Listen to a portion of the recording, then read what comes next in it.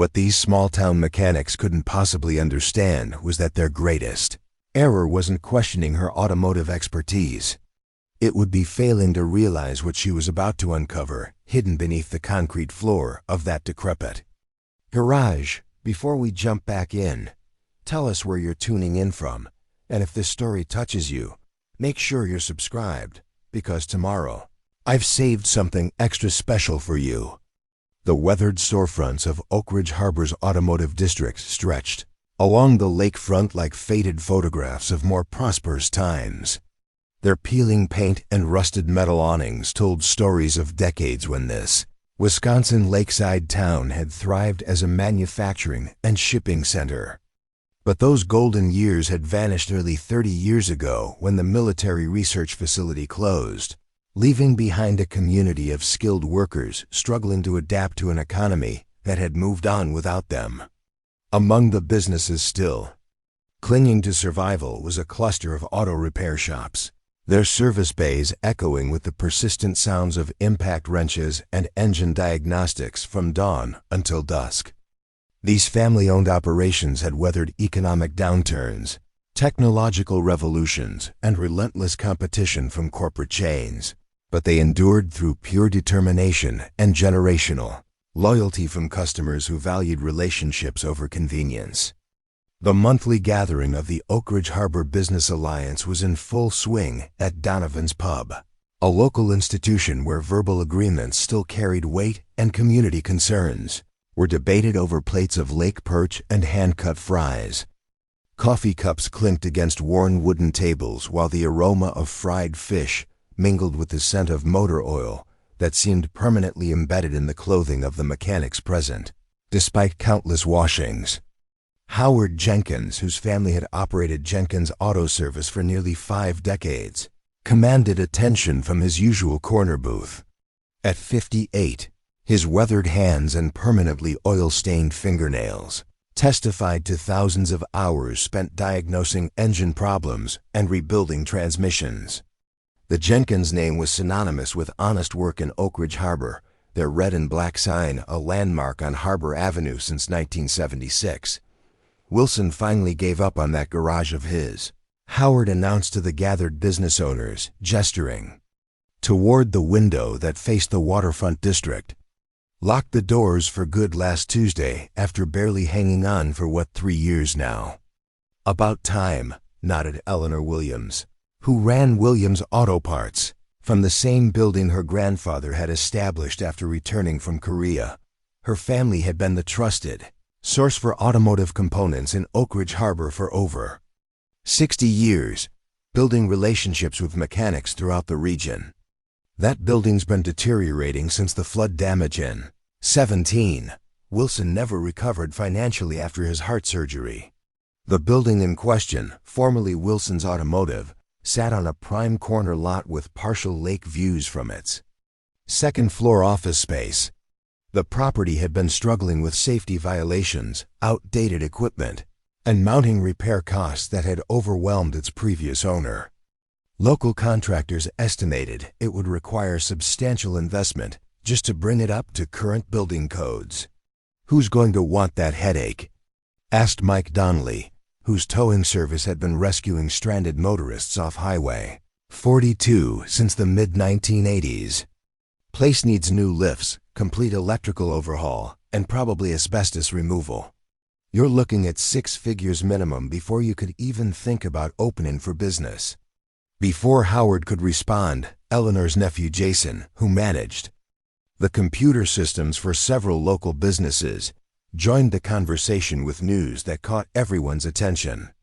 "Someone already bought it," he said, lowering his voice despite the tavern's lively atmosphere. "Came into our store yesterday asking about diagnostic equipment and setting up wholesale accounts.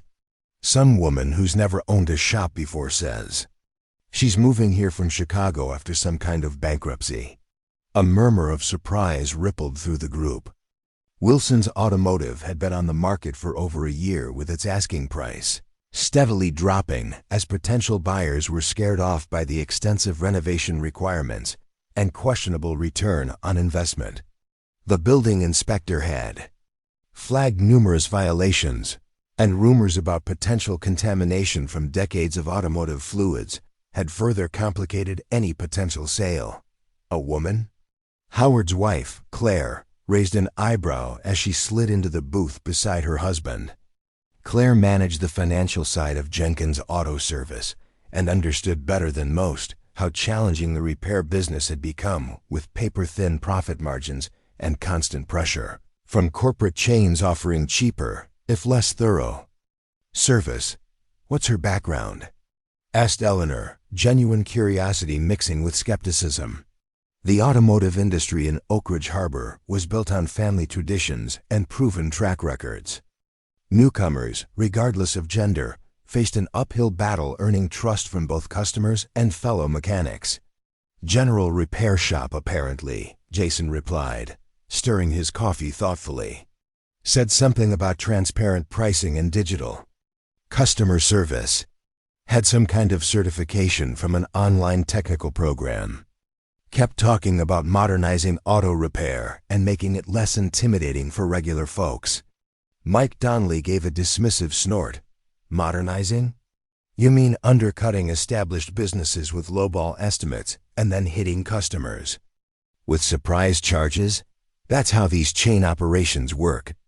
"If she can even get the place operational," Eleanor added. "Wilson's equipment was ancient when he bought it secondhand. That hydraulic lift hasn't been properly maintained in years, and the diagnostic computer system was already outdated when Obama was president. Did anyone ask what she paid for it?" Claire inquired, her accountant's instincts focusing on the financial aspects. "Wilson was asking $38,000 last I heard, which was already a fire sale price considering the real estate value alone." Preparing and narrating this story took us a lot of time, so if you are enjoying it, subscribe to our channel. It means a lot to us. Now back to the story. Jason's expression conveyed his disbelief before he spoke. $750. $750? Howard repeated, nearly choking on his beer. "The shop manuals alone are worth more than that, even if they are outdated." The group exchanged glances of amazement and suspicion. Such an absurdly low price suggested either desperate circumstances on the seller's side or hidden problems that made the property essentially worthless. Commercial real estate in Oakridge Harbor, even in the declining industrial district, typically commanded prices reflecting decades of appreciation and lakefront proximity.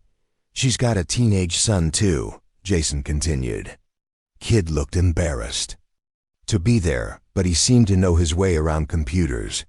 Asked about our inventory management system and whether we had contactless payment options. "No husband?" Eleanor asked, though her tone suggested professional curiosity rather than gossip. "Didn't see one. Just the two of them looking like they were starting completely over." Howard shook his head with the certainty of someone who had witnessed many business failures over the years. "I give her 3 months tops. Remember that guy from Milwaukee who tried to open that performance shop back in 18? Lasted 6 weeks before the health department shut him down." The conversation might have continued along these predictable lines, but the tavern's front door opened with its characteristic squeak, admitting a gust of cool lake air and the last person any of them expected to see at a gathering of established Oakridge Harbor business owners. Rebecca Morgan stood in the doorway, scanning the room with determined gray eyes that missed nothing. At 36, she carried herself with the quiet confidence of someone who had survived significant hardships and emerged stronger. Her chestnut hair was pulled back in a practical ponytail, and while her clothes were clearly new dark work pants, a navy button-up shirt, and steel-toed boots that hadn't yet acquired the characteristic scuffs of daily use, there was nothing pretentious about her appearance. Beside her stood a teenager with his mother's determined chin, but sporting electric blue highlights in his dark hair that marked him as someone unafraid to stand out in a conservative town. The boy carried a tablet computer and wore wireless earbuds, his expression oscillating between supportive and mortified at being dragged to this gathering of adults he'd never met. The pair hesitated momentarily, taking in the room full of strangers who had suddenly fallen silent at their entrance. Rebecca took a deep breath, squared her shoulders, and walked directly toward the group of business owners who had just been discussing her inevitable failure. "Good evening," Rebecca said as she approached, her voice carrying a slight trace of a Midwestern accent, but projecting confidence that contradicted her newcomer status. "I'm Rebecca Morgan, the new owner of what used to be Wilson's Automotive. I was hoping to introduce myself to the business community."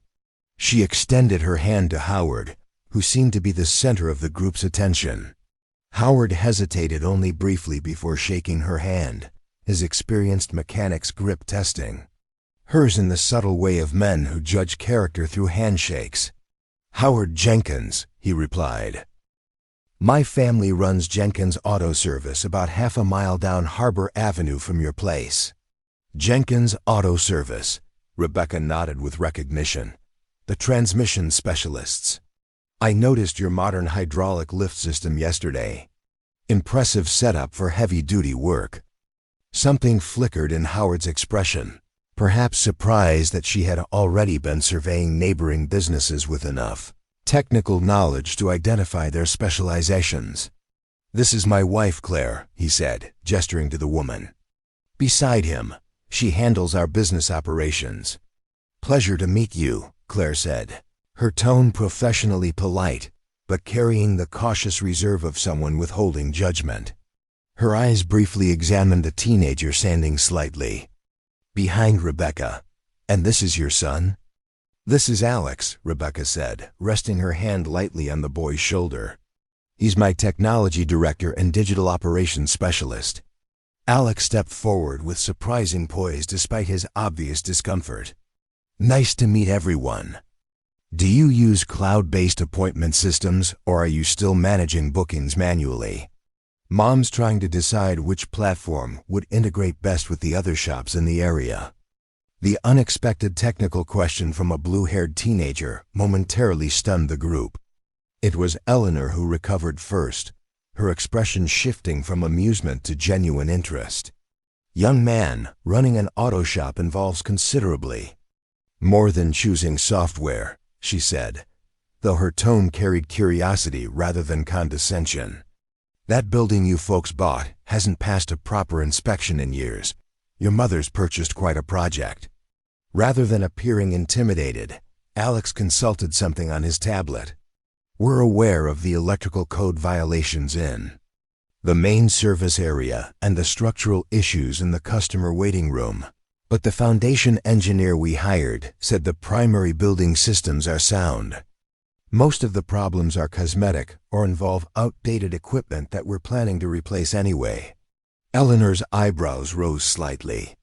Alex's response demonstrated more preparation and research than most adults showed when making major business decisions.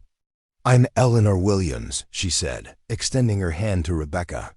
"Williams Auto Parts has been supplying mechanics in this area since the 1960s. "Of course," Rebecca nodded. "Your nephew Jason helped us set up our wholesale account yesterday. You've built an impressive operation." Family-owned businesses that maintain personal relationships with their customers are exactly what this community needs. "You seem to have done your homework," Eleanor acknowledged, though her expression remained guarded. "Mind if I ask what brought you to Oakridge Harbor? It's not exactly a destination for people starting over." Rebecca glanced at Alex before answering, and something in that brief exchange suggested a deeper story than casual relocation. "When Lakeside Medical Technologies filed for bankruptcy last year, my division was eliminated and I lost everything in the subsequent legal battles. At first, it felt like the end of the world. But then I started thinking about what I really wanted for Alex and myself." She paused, looking around at the community of business owners who had gathered for generations to support each other through economic challenges. "My father was a mechanic in Illinois. I spent my childhood in his shop learning basic repairs alongside my homework. When he passed away 5 years ago, his shop was sold to a chain that doubled the prices and eliminated the personal service that made it special. I always regretted not having the resources or confidence to continue his legacy. There was a sincerity in her words that was difficult to dismiss, a genuine connection to automotive work that transcended business calculations. Alex and I have been living in apartments his entire life. I wanted him to have roots somewhere, to understand what it means to build something meaningful and be part of a community. When I saw the listing for Wilson's shop at that price, it felt like an opportunity to honor my father's memory while creating a real future for us. Noble intentions, Mike said, his voice carrying the skepticism of someone who had seen many well-meaning ventures fail. But auto repair isn't a lifestyle choice for most of us. It's our livelihood, and it's more demanding than outsiders usually imagine. The diagnostic technology alone requires constant training and equipment updates. I don't doubt that for a moment, Rebecca replied, meeting his gaze directly. And I'm not approaching this as a hobby or lifestyle experiment. I've spent the last year taking certification courses and working under master mechanic Lisa Chen in Chicago. I'm not claiming to have the decades of experience everyone in this room has earned, but I'm not starting from zero either. The mention of Lisa Chen caught Jason's attention. Chen's Superior Auto? That's a solid operation. She's got a reputation for quality work and fair pricing. Lisa taught me that technical skills are only part of what makes a good mechanic, Rebecca explained. Understanding customer needs, communicating clearly about problems and solutions, and building trust. Through consistent reliability, those aspects are just as important as knowing how to rebuild an engine. Before anyone could respond, Alex spoke up with the matter-of-fact confidence that only teenagers possess. Plus, we're not trying to compete with the established shops for their specialty work. We're focusing on basic maintenance and diagnostic services for people who feel intimidated by traditional garages. There's clearly demand for that. Honest Mechanics Near Me is one of the most common automotive searches in this county. You've researched local search trends? Claire asked, her business manager instincts engaging with this unexpected source of market analysis. I've been analyzing the digital marketing landscape for 3 months, Alex replied, consulting his tablet. Most shops in a 30-mile radius have minimal online presence, and customer reviews consistently mention wanting better communication about repair needs and costs. We're not trying to steal anyone's customers. We're trying to serve people who currently drive the chain stores because they don't feel comfortable with traditional garages. The strategic thinking behind Alex's analysis surprised the group. This wasn't simply naive optimism. It represented genuine market research and business planning. You folks have given this considerable thought, Howard acknowledged, though his tone remained cautious. What exactly are you planning to focus on while you're getting established? We're starting with basic maintenance services, oil changes, brake work, tire rotation, and diagnostic troubleshooting, Rebecca explained. Services where the equipment requirements are manageable while I continue expanding my certifications for more complex repairs. I'm hoping to partner with established shops for specialized work until I'm fully equipped and qualified. Her answer revealed more thoughtful planning than any of them had expected. Rather than attempting to compete directly with established businesses, she was proposing a collaborative approach that could benefit everyone. I've got a pre-2015 OBD scanner that we upgraded from last year, Howard said after a thoughtful pause. Still works fine for older vehicles. You're welcome to borrow it until you get your diagnostic equipment sorted out. It wasn't an enthusiastic endorsement, but it was a practical gesture of the kind mechanics understood helping a neighbor solve immediate problems while waiting to see if they proved worthy of trust. Thank you, Mr. Jenkins, Rebecca said, recognizing the significance of the offer. I appreciate that more than I can express. Call me Howard, he replied with a slight nod. Everyone does. Claire, who had been observing the exchange with growing interest, made a decision. Have you two eaten yet? Donovan's lake perch is worth experiencing, and you should meet the rest of the business community if you're planning to stay. The invitation was qualified, if you're planning to stay, but it represented a small opening in the wall of skepticism that had initially greeted them. "We'd like that very much," Rebecca said with a genuine smile. "Wouldn't we, Alex?"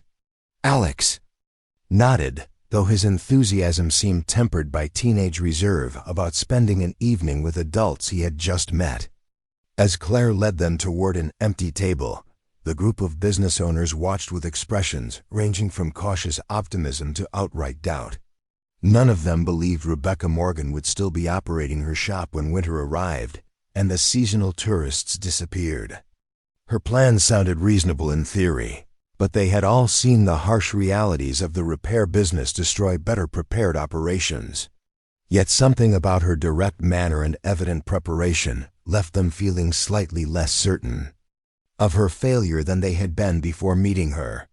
She was clearly no dilettante playing at being a mechanic.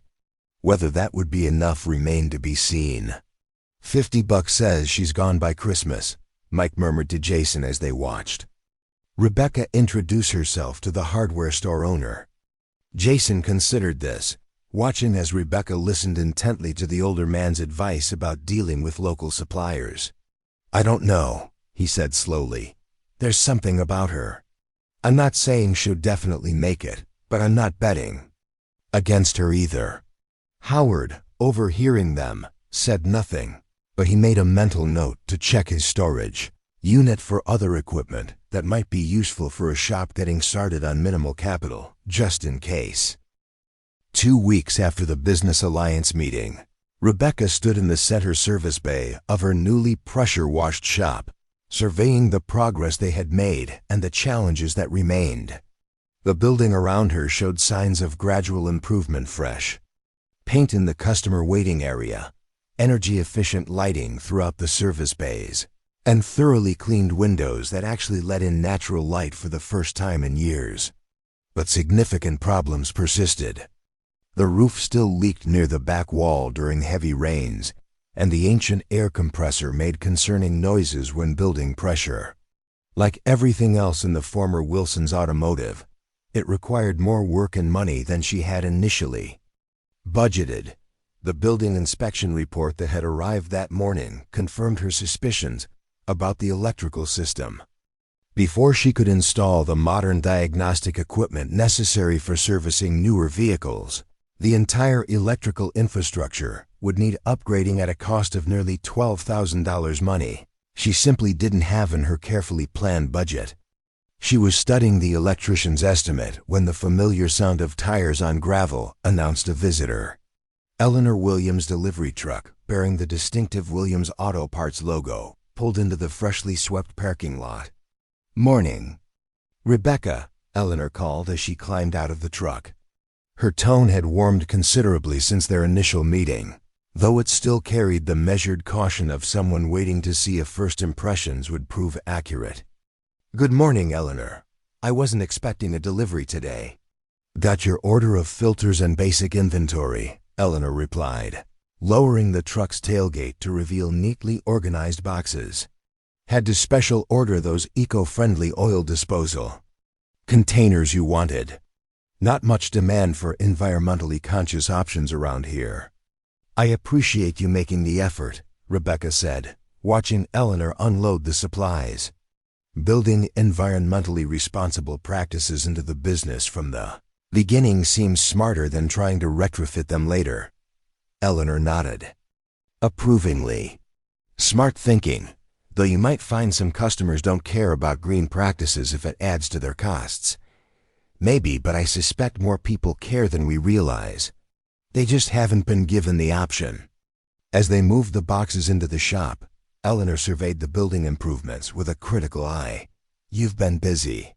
Got that customer area looking professional. Alex deserves most of the credit for the design. He has better instincts for creating welcoming spaces than I do." "Speaking of Alex, where is he today?" "Working with Tyler Davis on our computer systems. He's home from college for the summer and has been invaluable getting our digital infrastructure set up." Eleanor raised an eyebrow. "Tyler Davis, computer science major at UMadison?" "That's him." Alex found him through some online tech forum.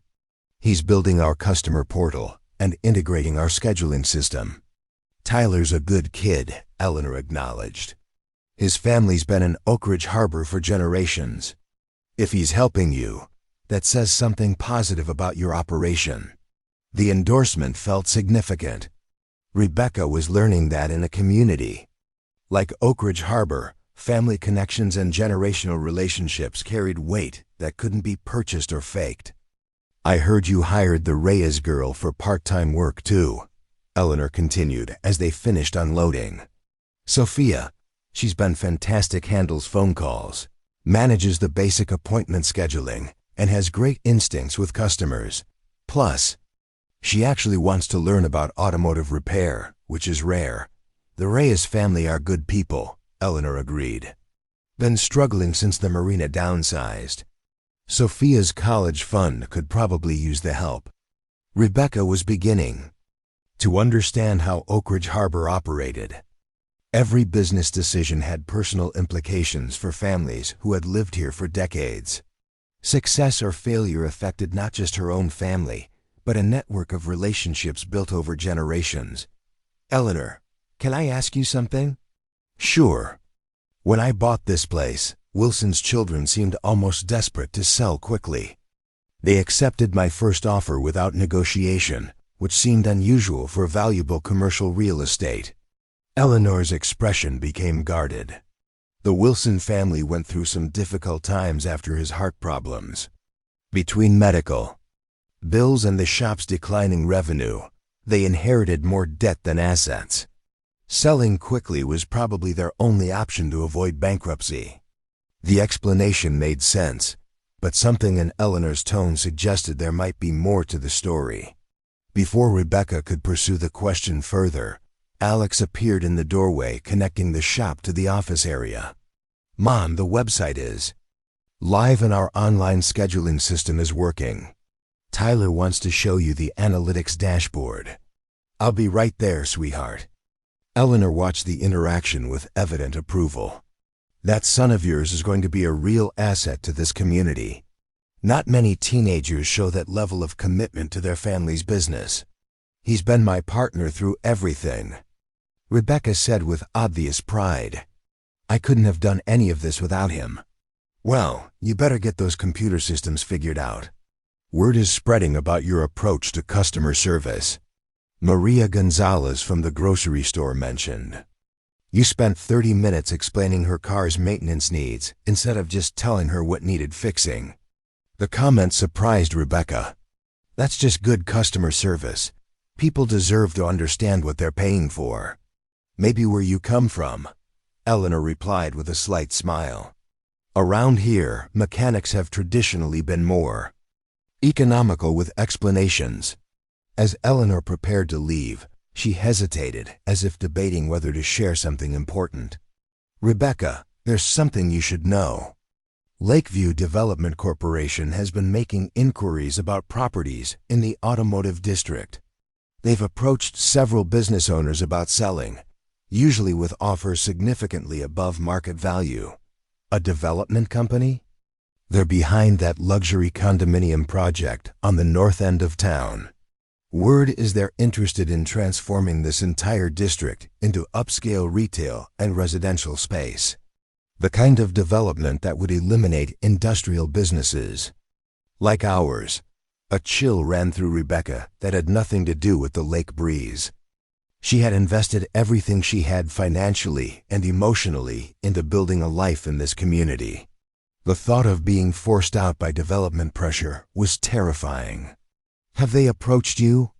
Not yet, but they've made offers. To Howard and Mike, neither was interested. But the company's representatives made it clear they expect the zoning to change eventually. They suggested that early cooperation would be more profitable than waiting for inevitability. The veiled threat was unmistakable. Rebecca had encountered similar corporate tactics during her time in medical equipment. Sales pressure disguised as opportunity, with implied consequences for resistance. What do you think their chances are of changing the zoning? Eleanor shrugged, but her expression was troubled. Depends on how much political influence they can buy and whether the community stands together. Development money can be very persuasive to town councils facing budget pressures. After Eleanor left, Rebecca stood alone in her shop, surrounded by the tools and equipment that represented her family's future, and felt the weight of challenges she hadn't anticipated. Building a successful business was difficult enough without external pressure threatening the very foundation of her investment. But as she looked around at the improvements they'd made, the relationships they'd begun building, and the evidence of Alex's growing confidence and skills, she felt her determination strengthened rather than wavered. She had come too far to be intimidated by corporate pressure. Whatever Lakeview Development had planned, they would discover that Rebecca Morgan was not someone who backed down from a fight, especially when her son's future was at stake.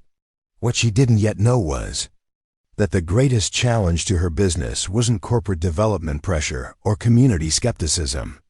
It was hidden directly beneath her feet, and it would soon transform her modest auto repair shop into the center of an international security crisis that would test every ounce of courage and determination she possessed.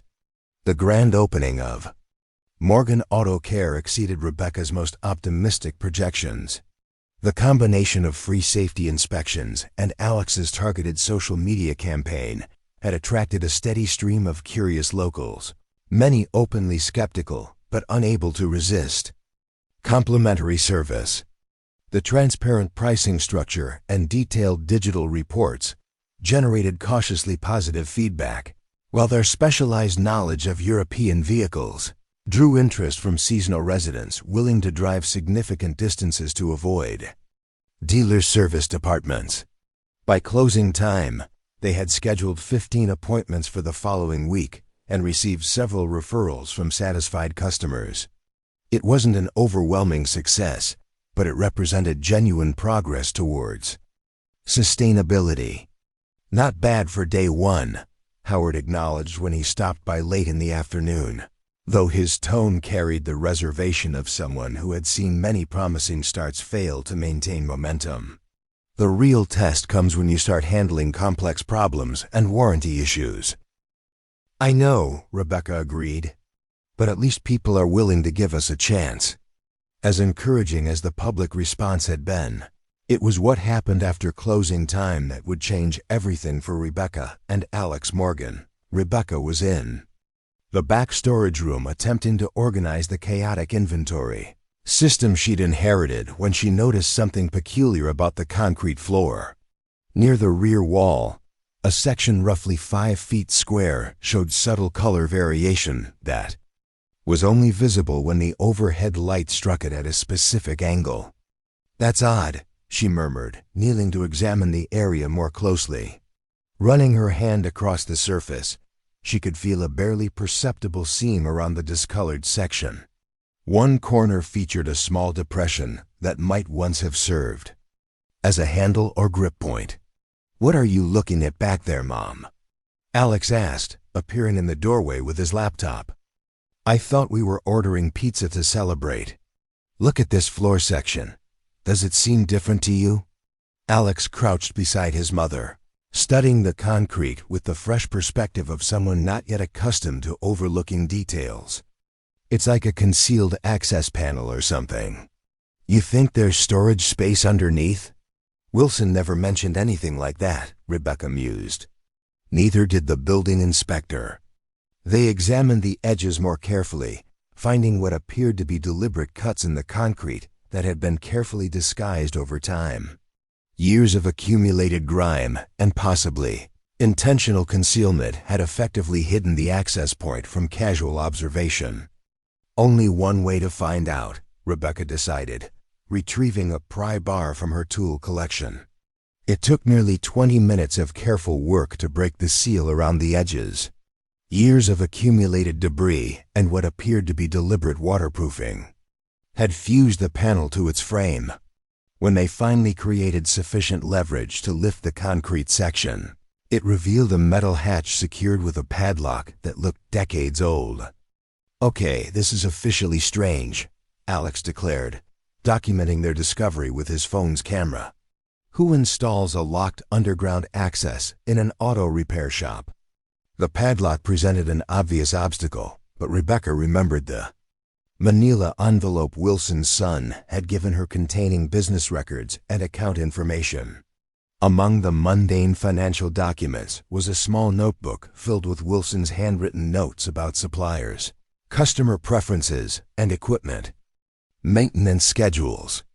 On the inside back cover, written in faded blue ink, was a series of numbers with no accompanying explanation. 031962. Worth trying, Rebecca said, turning the dial carefully. To her amazement, the lock clicked open on the first attempt. Number. Way, Alex whispered. That's either incredibly lucky or really suspicious. Rebecca hesitated, suddenly aware they might be crossing a line into something they didn't understand. Maybe we should contact someone before going further. Like who? Alex asked practically. The police? Hello, officer. We found a secret hatch in our legally purchased building and thought you should know. They'll think we're making it up. After another moment's deliberation, Rebecca's curiosity prevailed. She pulled the hatch open, revealing a metal ladder.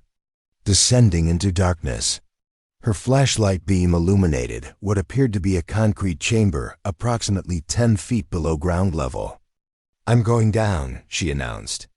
You stay here and call for help if anything's wrong. Absolutely not, Alex protested. This is exactly how people disappear in mystery novels. Either we both go or neither of us goes. Recognizing the stubborn determination Alex had inherited honestly, Rebecca nodded. Fine, but I go first. And if anything seems dangerous, we're out of there immediately. The ladder proved solid despite its age, and the chamber below was surprisingly clean and dry. As Rebecca's flashlight swept the space, both mother and son gasped at what they discovered. It wasn't a storage cellar or utility space. It was a fully equipped underground facility, approximately 20 feet square, with walls lined with military-style filing cabinets. A desk bearing what appeared to be vintage computer equipment occupied one corner, while detailed maps covered another wall, marked with pins and annotations in multiple languages. Mom, Alex whispered, his voice tight with uncertainty. What? Is this place? Rebecca shook her head, equally baffled. I have absolutely no idea. They moved cautiously through the room, careful not to disturb anything while trying to understand what they'd discovered. The filing cabinets were locked, but a set of keys hung on a hook near the desk. Opening the first cabinet revealed folders, labeled with alphanumeric codes that meant nothing to either of them, but the contents were deeply unsettling. Technical diagrams, photographs of what appeared to be military installations, and documents in languages that Rebecca recognized as Russian, German, and others she couldn't identify filled the carefully organized files. These weren't ordinary business records or personal storage. They looked like intelligence materials. These look like spy files, Rebecca said slowly, the implication sending chills through her. Alex had moved to the computer terminal and experimentally pressed its power button. To their surprise, the system hummed to life, bathing the chamber in an eerie green glow. The screen displayed a simple prompt. Enter authorization code.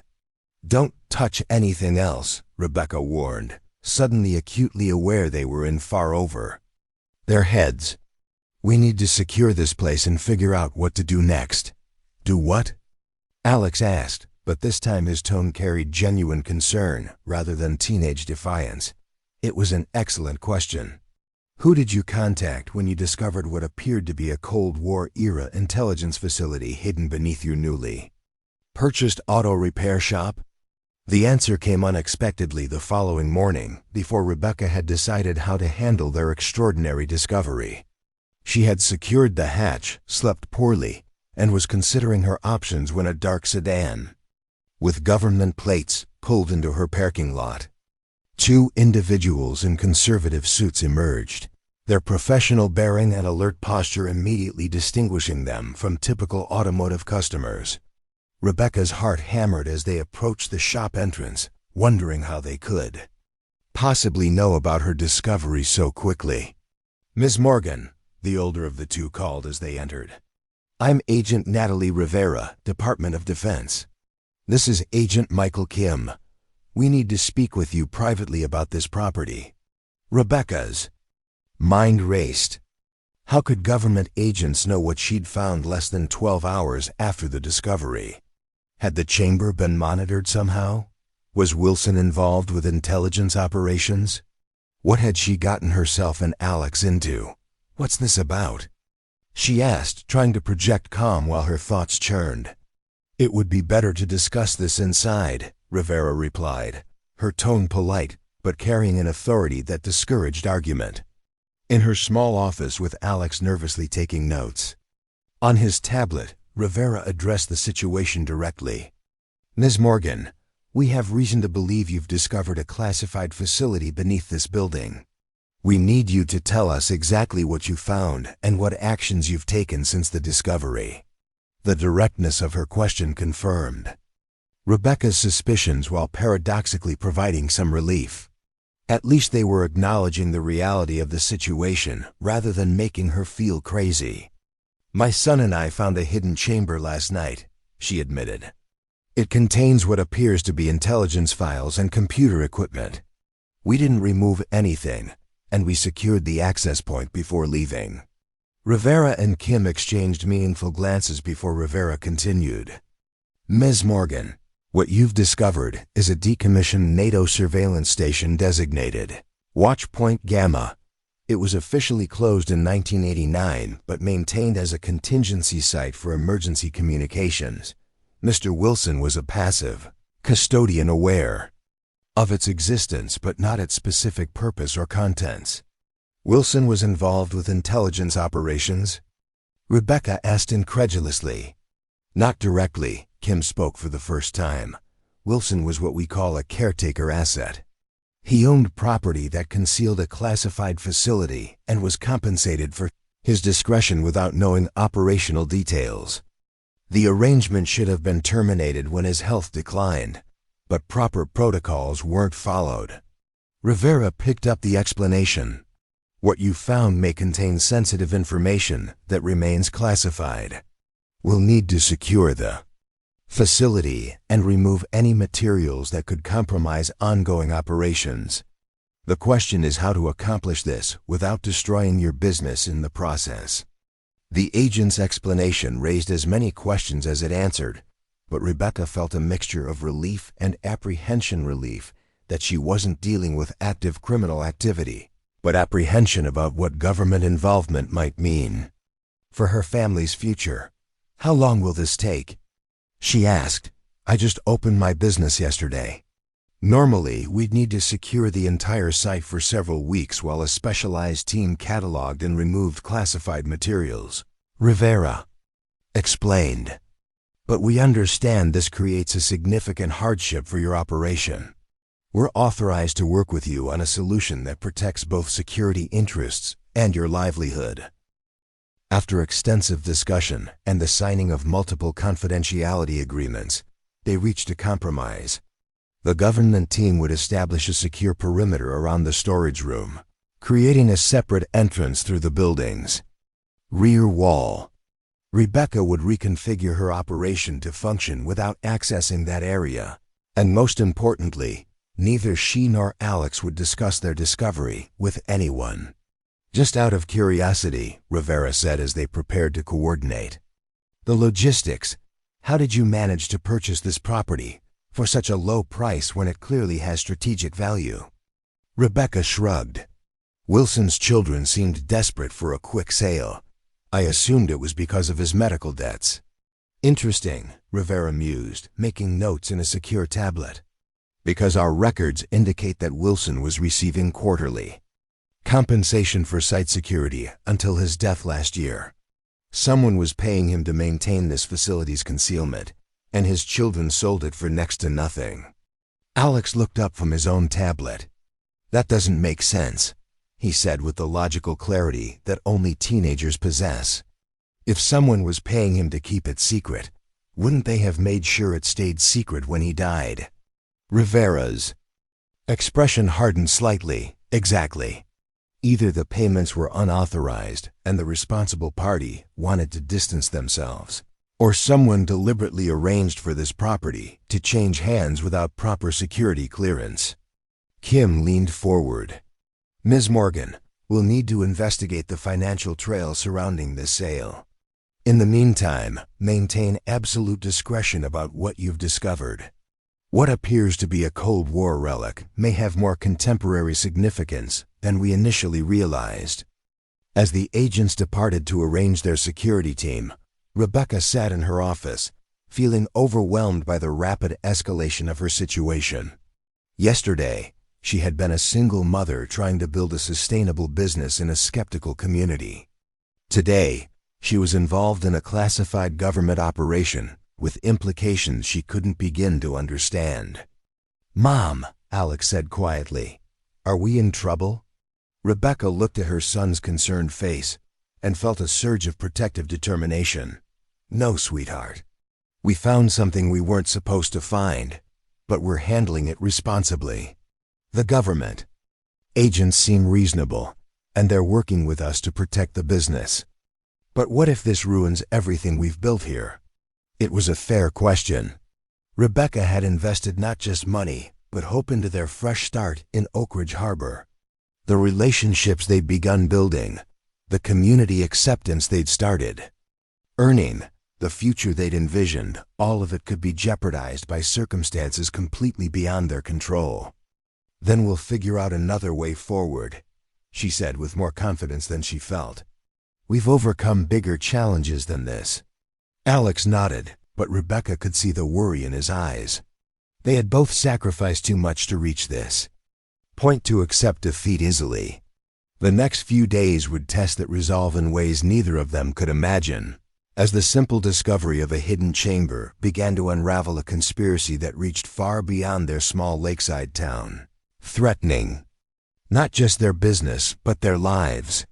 The specialized government team arrived before dawn 3 days later, their unmarked vans and professional efficiency creating a controlled chaos that somehow avoided attracting unwanted attention. Agent Rivera had kept her promise about minimizing disruption to Rebecca's business operations, but the reality of accommodating a classified material extraction while running an auto repair shop proved more challenging than either side had anticipated. "We'll establish a secure perimeter around the back storage area," explained Dr. Daniel Walsh, the team's technical specialist, as he reviewed the operational plan with Rebecca. "The new entrance will be completely separate from your business operations and will install temporary barriers to ensure customer privacy." Rebecca nodded, though she felt increasingly uncertain about balancing the needs of a covert government operation with the demands of serving automotive customers. "How will I explain the restricted area to employees and customers?" "Environmental remediation," Rivera suggested. "Old auto shops often require specialized cleanup for contaminated soil or groundwater." It's plausible and discourages curiosity. As the team began their careful work, Rebecca attempted to maintain normal business operations in the reduced space. The reconfigured shop layout was cramped but functional, and Alex had updated their online scheduling system to reflect the temporary capacity limitations. Their second week of operation proceeded with surprising smoothness, considering the extraordinary circumstances unfolding behind the temporary walls.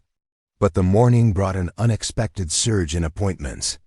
Word was spreading through Oakridge Harbor about Morgan Auto Care's transparent pricing and thorough explanations of repair needs. Rebecca was diagnosing an intermittent electrical problem in a local teacher's Subaru when she noticed a silver luxury sedan making its third slow pass in front of the shop. Following Rivera's instructions about reporting unusual interest, she discreetly photographed the vehicle's license plate while continuing her diagnostic work. When the same car parked across the street 30 minutes later, and a well-dressed man emerged with a professional camera, she sent the information to Rivera's secure communication number. Agent Kim appeared within minutes, ostensibly delivering coffee, but positioning himself to observe the photographer. After a brief phone conversation, he approached Rebecca at her diagnostic computer. "Lakeview Development," he murmured, keeping his voice low. "James Wilson, their head of acquisitions. He's been purchasing waterfront properties throughout the region for luxury development projects." "The development company Eleanor warned me about," Rebecca confirmed. "They want to eliminate industrial businesses like ours." "Interesting timing for such focused interest in your specific property," Kim noted. "Could be coincidence, but we don't believe in coincidences." Rebecca considered the implications. "You think there's a connection between the development company and whatever's happening with the underground facility?" "We're investigating all possibilities," Kim replied diplomatically. "In the meantime, if Wilson approaches you directly, engage normally, but share the details with us immediately." The conversation proved prophetic. That afternoon, as Rebecca was completing a brake inspection for one of her first repeat customers, James Wilson himself entered the shop. His tailored suit and manicured appearance seemed distinctly out of place among the automotive tools and equipment. "Ms. Morgan," he called, his practiced smile revealing perfect teeth. "James Wilson, Lakeview Development. I was hoping to discuss a potential opportunity with you." Rebecca wiped her hands on a shop towel, taking a moment to compose herself before responding. "What kind of opportunity, Mr. Wilson?" "A potentially very lucrative one," he replied, glancing around the shop with barely concealed disdain for its industrial functionality. "LDC is developing a comprehensive lakeside village concept for this district upscale retail, luxury condominiums, state-of-the-art marina facilities. We're transforming this underutilized industrial zone into a destination property. And you want my location," Rebecca concluded. Wilson's smile widened. "Your property occupies a strategic position in our master plan. We're prepared to make a very generous offer, well above market value, enough for you to relocate to a more suitable location, or perhaps pursue other opportunities entirely." The temptation was real financial security, an end to the struggle of building a business from nothing, resources to provide for Alex's education without constant worry. But something in Wilson's overly smooth manner and the timing of his interest triggered her suspicions. "I'm not interested in selling, Mr. Wilson," she replied firmly. "I've just opened my business and made significant investments in this location." His smile didn't waver, but his eyes hardened slightly.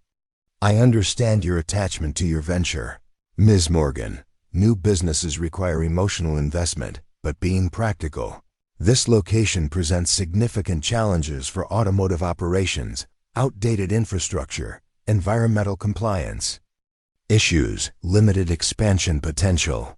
He gestured toward the temporarily sealed area.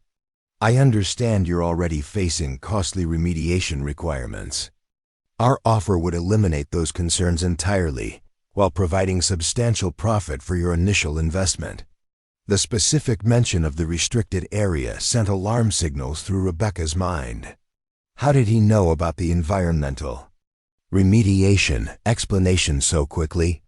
Had he been monitoring the property more closely than casual observation would suggest? "My business is performing well, and I'm addressing building issues systematically," she replied carefully. "This property isn't for sale." Wilson's expression cooled further. "Ms. Morgan, development is inevitable in this district. The Zoning Commission is already reviewing changes that would significantly impact automotive operations in this area. Early participants in our vision receive premium compensation. Those who delay often find themselves at a disadvantage." The veiled threat was unmistakable, delivered with corporate politeness, but carrying clear implications. Rebecca had encountered similar tactics during her corporate career, pressure disguised as opportunity, with suggested consequences for resistance.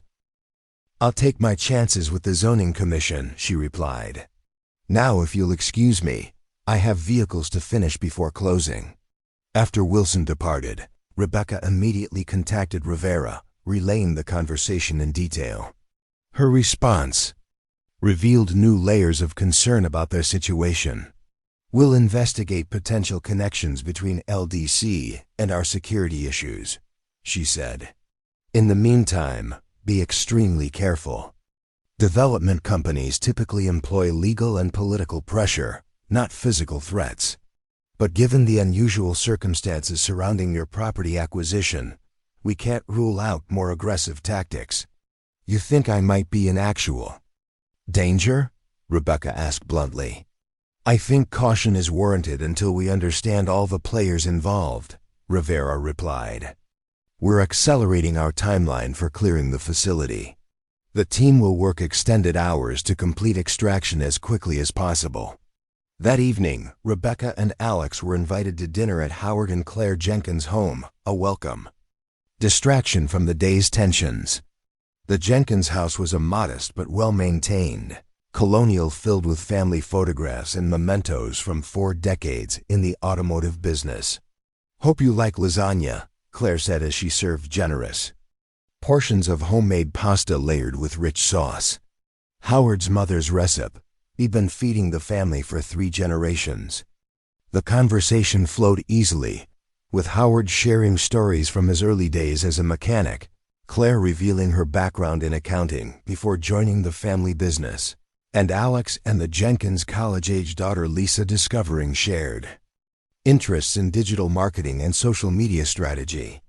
"You know," Claire said as they enjoyed coffee after dinner, "when you first showed up at that business meeting, I gave you about 6 weeks.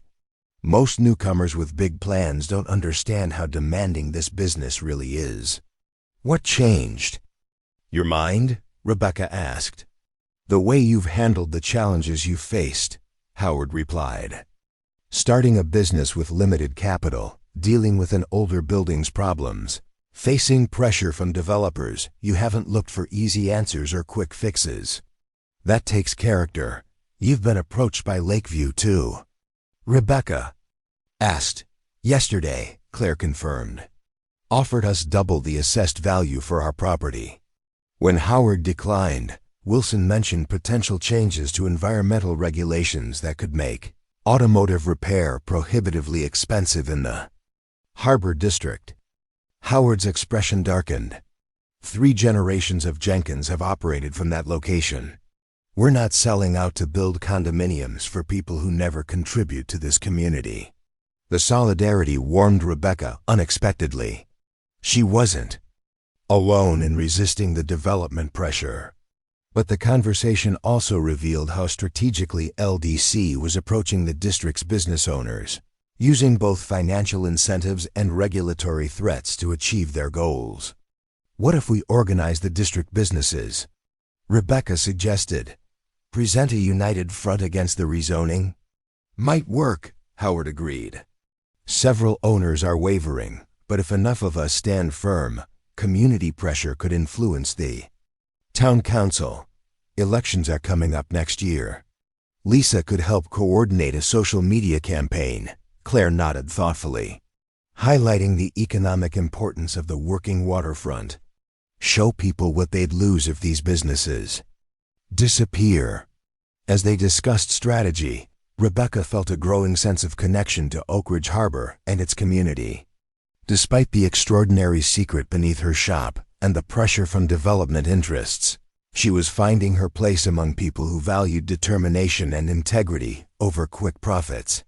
The sense of belonging made what happened next even more devastating. The following morning brought news that shattered Rebecca's growing confidence about their future in Oakridge Harbor. She arrived at the shop early to find Rivera waiting with an expression that immediately put her on alert. "We've got a serious problem," she said without preamble, guiding Rebecca to the office where Dr. Walsh was coordinating the extraction. Teams work on a secure laptop. The facility wasn't just monitoring Cold War Soviet naval activity. It was tracking something much more current and dangerous. On the laptop screen, Walsh displayed a series of maps showing the eastern shoreline of Lake Michigan with particular focus on Oakridge Harbor and surrounding waters. This station was maintained off the books to monitor suspected weapons smuggling through legitimate shipping channels. The data suggests someone has been moving components for advanced weapons systems through commercial freight operations using this harbor as a transit point. Rebecca stared at the technical displays, trying to comprehend the implications. Weapons smuggling? Here in Oakridge Harbor? Not conventional weapons, Rivera clarified. Materials that could be assembled into advanced drone systems with military applications.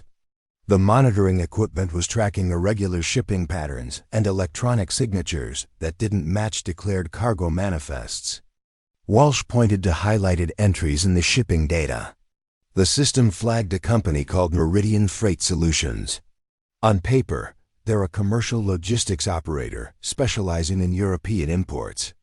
In reality, they appear repeatedly in intelligence reports about trafficking networks moving restricted technology components through seemingly legitimate channels. And they're connected to Lakeview development? Rebecca asked, pieces of a larger puzzle beginning to align. Meridian Freight is owned by Vector Investments, Rivera continued, which is a primary financial backer of Lakeview Development Corporation. We believe LDC's interest in the Harbor District isn't just about luxury development. It's about controlling access to the waterfront and limiting potential witnesses or interference with their shipping operations. The revelation hit Rebecca like a physical blow. The pressure to sell her property wasn't simply corporate greed or development opportunism. It was part of a criminal conspiracy involving weapons trafficking that put her family directly in harm's way.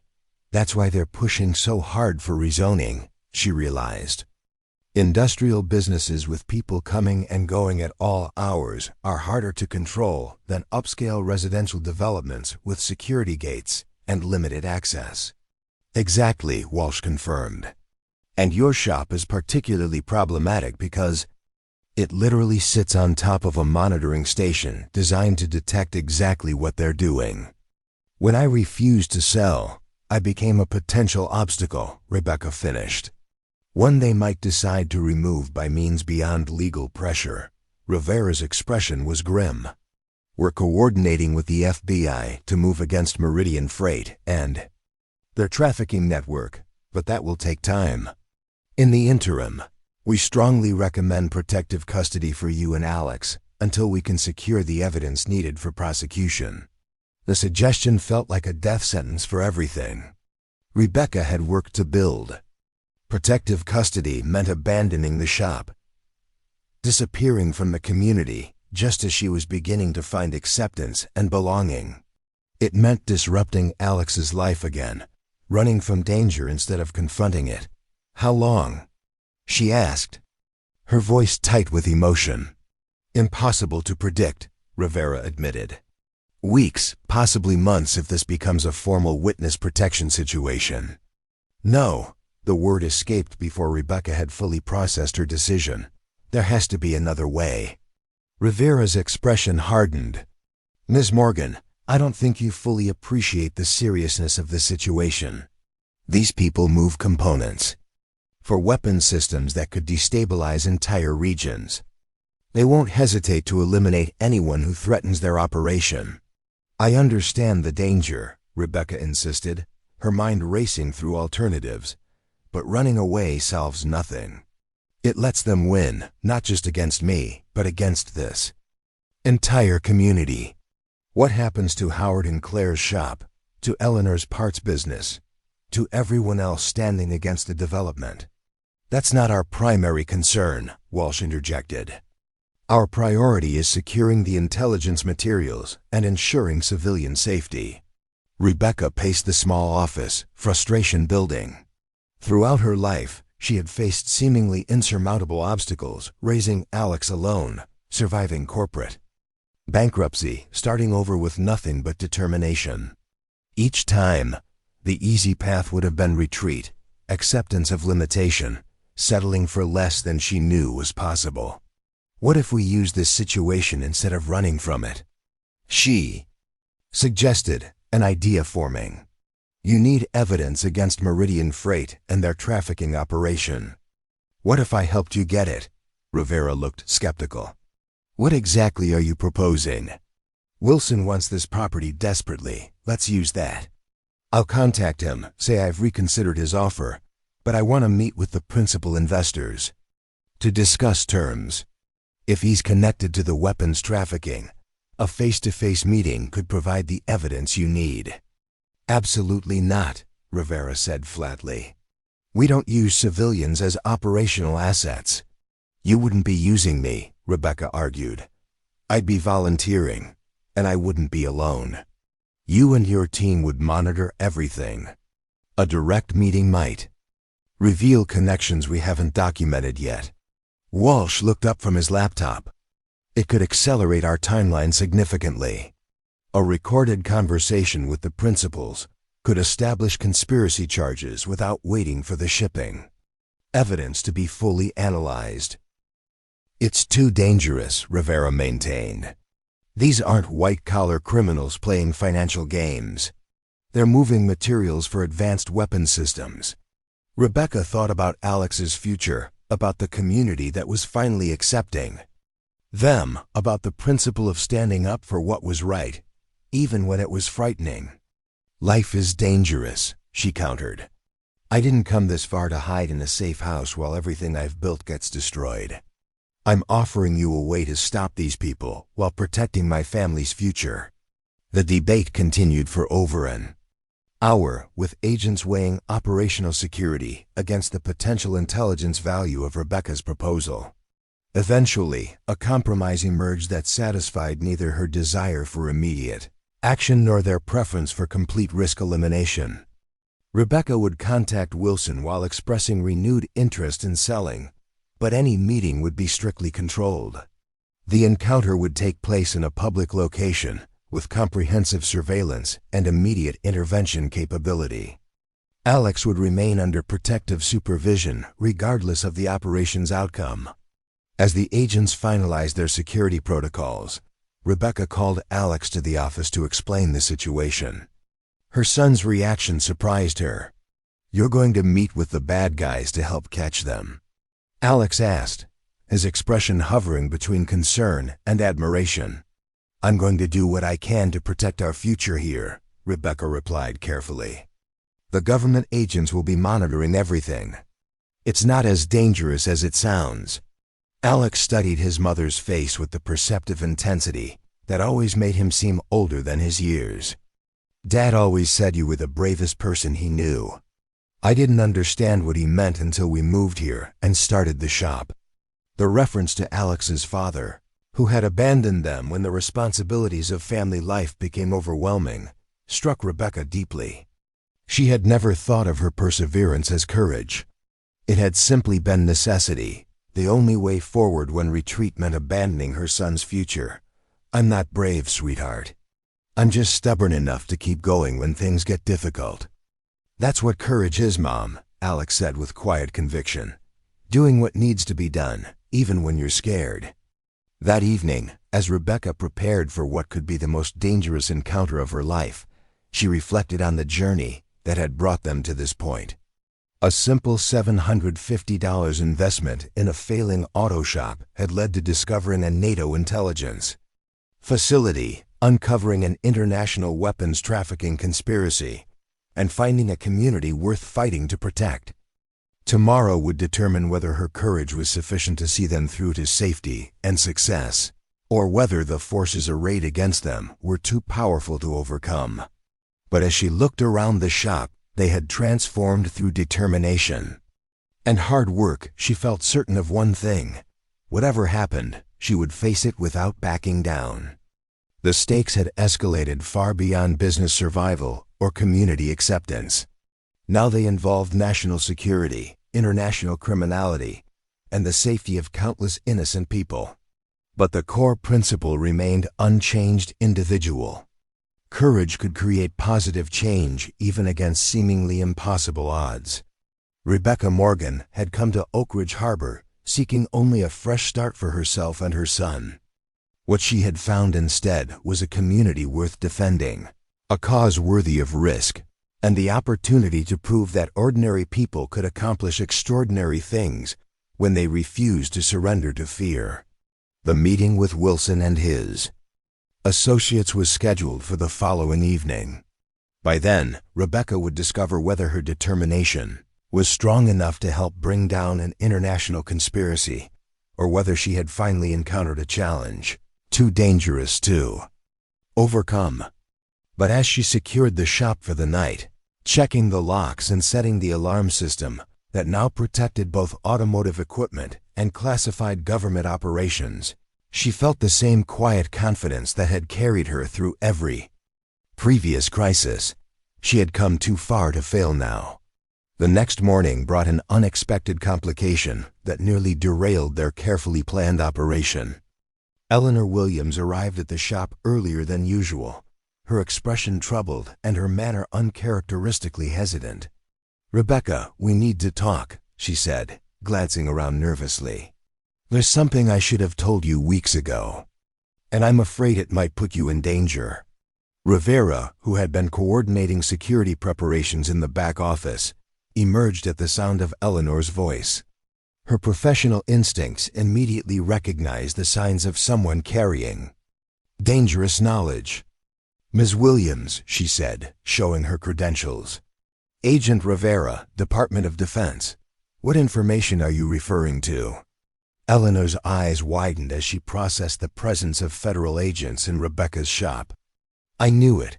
I knew there was more to that underground room than environmental contamination." Rebecca exchanged glances with Rivera before making a decision that violated their security protocols, but aligned with her principles about community trust. "Eleanor, what we're about to tell you is classified, but you're already involved whether we acknowledge it or not.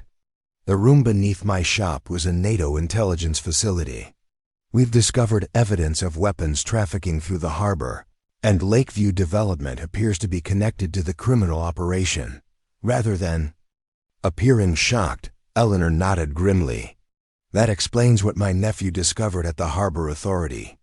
He's been tracking irregular cargo manifest containers that don't match their declared contents, shipping schedules that avoid normal inspection protocols."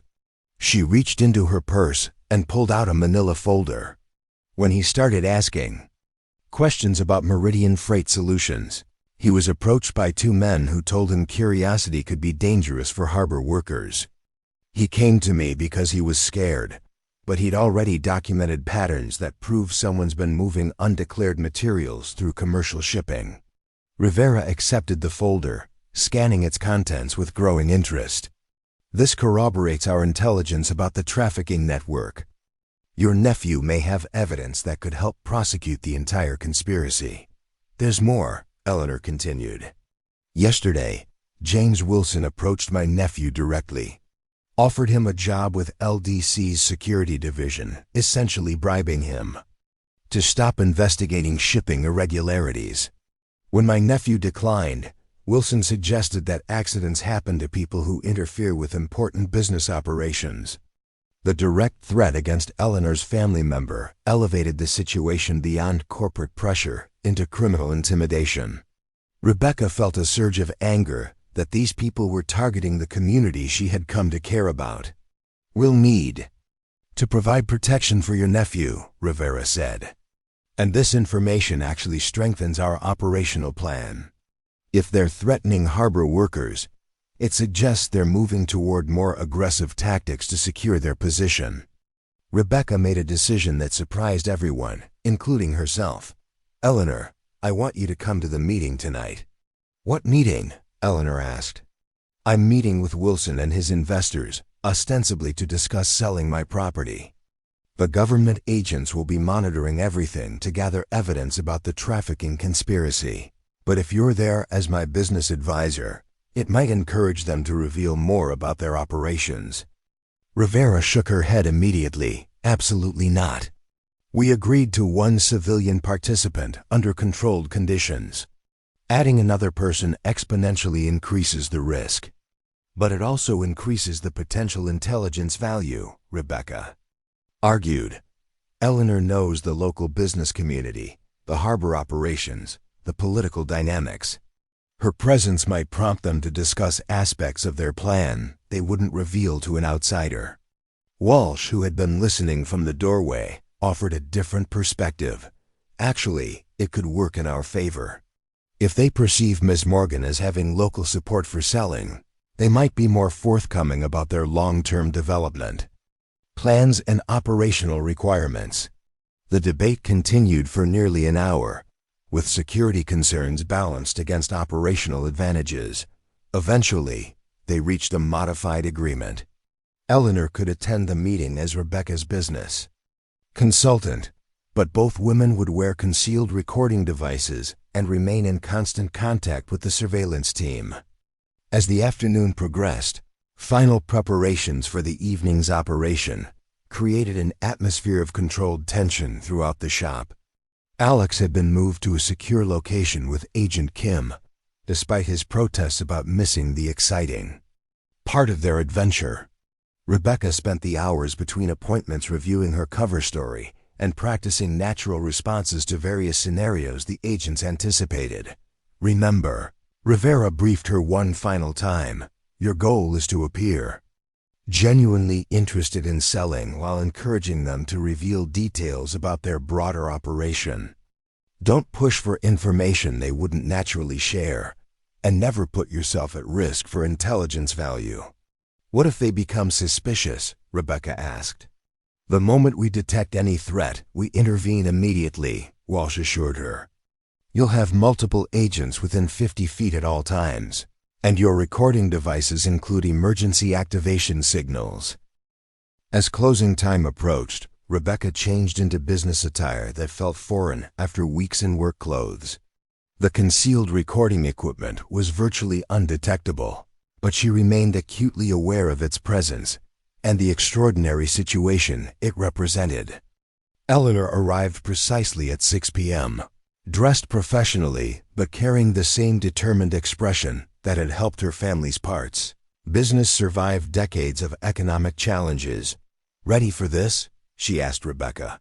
As ready as anyone can be for meeting international weapons traffickers disguised as real estate developers, Rebecca replied with dark humor.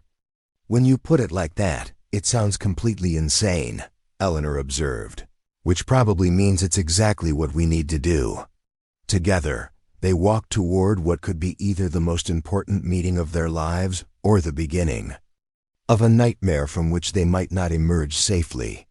But as they approached the restaurant where Wilson waited with his mysterious associates, both women carried the quiet confidence of people who had decided some things were worth fighting for, regardless of the personal cost. The harbor district that had become their home, the community that had finally accepted them, and the principle that ordinary people could stand against powerful forces when they refused to be intimidated, these values were worth defending, even against an international conspiracy that had already demonstrated its willingness to use threats and violence. In a few hours, they would discover whether their courage was sufficient to help bring down a criminal operation that threatened not just their community, but potentially countless innocent lives. The stakes could not be higher, but neither could their determination to see justice done and their community protected. The meeting that would determine everything was about to begin. The lakeside grill perched on Oakridge Harbor's scenic waterfront, its windows offering panoramic views of the marina, where pleasure boats bobbed alongside commercial fishing vessels. Under normal circumstances, it would have been an idyllic setting for a business dinner. Tonight, it served as the stage for what could either expose an international weapons trafficking conspiracy or end in disaster for two women who had refused to be intimidated. Rebecca and Eleanor arrived precisely at 7 p.m., their professional attire and confident bearing masking the sophisticated recording equipment hidden beneath their clothing. Agent Rivera's surveillance team had been in position for over an hour, strategically placed throughout the restaurant and surrounding area with clear lines of sight to every exit. James Wilson waited at a corner table overlooking the harbor, but he wasn't alone. Two men in expensive suits flanked him, their alert postures and calculating eyes suggesting backgrounds far removed from legitimate real estate development. As Rebecca and Eleanor approached, she felt the weight of the concealed recording device and the knowledge that everything said in the next hour could determine the fate of her community and potentially save countless lives. "Ms. Morgan," Wilson greeted them with his practiced smile, though something in his expression suggested heightened tension. "So pleased you've reconsidered our offer. And Ms. Williams, what a pleasant surprise. I wasn't aware you were advising Ms. Morgan on business matters. Eleanor's been invaluable in helping me understand the local business climate." Rebecca replied smoothly, settling into her chair while Eleanor took the seat beside her. "When making a decision of this magnitude, it's important to have guidance from someone with deep community roots." Wilson nodded approvingly before gesturing to his companions. "Allow me to introduce Marcus Harrington and Victor Kasparov, key investors in our harbor development initiative. They're here to discuss the broader vision for Oakridge Harbor's transformation." Rebecca shook their hands, noting the barely perceptible accents that suggested international backgrounds. Harrington appeared to be in his early 50s with silver hair and the confident bearing of someone accustomed to wielding significant power. Kasparov was younger, perhaps 40, with intense blue eyes that seemed to catalog every detail of their surroundings. "Thank you for meeting with us," Rebecca said, projecting the enthusiasm of someone genuinely excited about a potential windfall. "I have to admit, when Eleanor and I discussed your offer, the financial possibilities were quite compelling."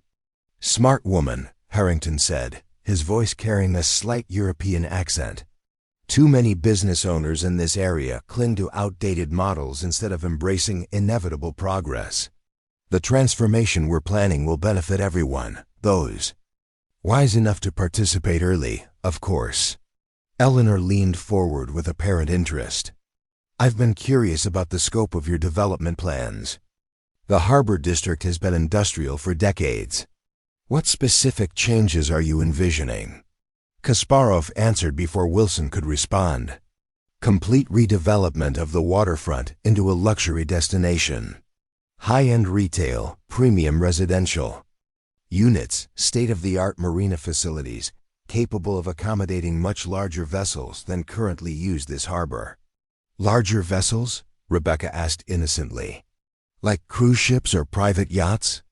"Among other possibilities," Harrington replied carefully. "Modern commercial shipping requires deeper water access and specialized handling facilities. Our investors have extensive experience in international freight operations." The mention of commercial shipping sent a chill through Rebecca, but she maintained her interested expression. "That sounds like it would create significant employment opportunities for local workers." "Selected employment opportunities," Kasparov corrected, his tone suggesting that not all current residents would be welcome in their new vision. "Premium destinations require carefully managed staffing to maintain appropriate standards." Eleanor's eyebrows rose slightly. "What about existing businesses? Family operations that have served this community for generations?" Wilson's smile became more strained. "Change always involves difficult transitions, Ms. Williams, but our compensation packages are designed to ease those adjustments early. Cooperation receives premium consideration." "And late cooperation?" Eleanor asked with seeming casualness. The temperature at the table dropped perceptibly. Harrington's expression hardened while Kasparov's hand moved slightly closer to his jacket in a gesture that Agent Rivera's team would certainly notice. "Market forces and regulatory evolution eventually compel adaptation," Harrington said, his diplomatic language carrying unmistakable threats. "Those who resist progress often find their positions becoming untenable." Rebecca felt her recording device capturing every word while fighting to maintain her cover. "I can understand the business pressures. That's actually part of why I'm reconsidering your offer. The auto repair business is becoming increasingly complex, especially with environmental regulations." "Exactly," Wilson said, seizing on her apparent concern. Your property, for instance, faces significant compliance challenges, environmental remediation, upgraded electrical systems, modern diagnostic equipment. The costs are substantial for a small operation. Plus the special considerations. Kasparov added, his eyes narrowing as he studied Rebecca's reaction. Some properties in this district have unique characteristics that create additional complications. Rebecca's heart rate accelerated, but she forced herself to appear puzzled rather than alarmed. Special considerations? I'm not sure. Understand. Harrington leaned forward, his voice dropping to a more confidential tone. Ms. Morgan, we're aware that your property has certain historical features that most buyers wouldn't appreciate. Features that could become problematic if they attracted unwanted attention from regulatory agencies. The direct reference to the underground facility confirmed that they knew far more about her property than any legitimate development company should. Rebecca felt the weight of the recording equipment and the knowledge that they were gathering exactly the evidence Rivera needed. I'm still not following, she said, maintaining her confused expression. Are you referring to the environmental contamination issues? Among other things, Kasparov replied, studying her face intently. Old buildings in this district sometimes have infrastructure that served purposes beyond normal commercial operations. Infrastructure that requires discreet management. Eleanor spoke up with apparent innocence. That sounds mysterious. What kind of infrastructure could create regulatory problems for new owners? The three men exchanged glances before Harrington made a decision that would prove to be their downfall. Ms. Williams, since you're advising Ms. Morgan, perhaps it's appropriate to be more direct about the situation. He pulled out his phone and showed them what appeared to be architectural diagrams. Your friend's property contains a decommissioned government facility that was never properly cleared according to official protocols. The kind of facility that could create significant embarrassment for certain parties if its existence became public knowledge. Rebecca stared at the diagrams, her mind racing. They not only knew about the NATO facility, but had detailed knowledge of its construction and purpose. This wasn't casual reconnaissance. It was inside information that suggested connections within the intelligence community itself. Government facility? She asked, her confusion now genuine. Like what kind of government facility? The kind that monitored activities in this harbor that some parties preferred to conduct without official oversight, Kasparov said bluntly. Activities that will continue once we've established proper control over the waterfront district. The admission was more explicit than Rebecca had dared hope for. They were essentially confessing to knowledge of both the monitoring station and their intention to use the harbor for illegal activities. What kind of activities require that level of secrecy? Eleanor asked, her tone suggesting business curiosity rather than suspicion. Harrington's smile returned, but it carried a predatory quality that made Rebecca's skin crawl. Let's just say that modern international commerce sometimes involves cargo that benefits from streamlined inspection processes. Cargo that contributes significantly to the profitability of our development projects. Specialized cargo handling, Wilson added, apparently believing he was being helpful. Meridian Freight Solutions has developed extensive expertise in managing sensitive shipments through smaller harbors like this one. The mention of Meridian Freight by name was exactly what Rivera's team needed to establish the conspiracy charges.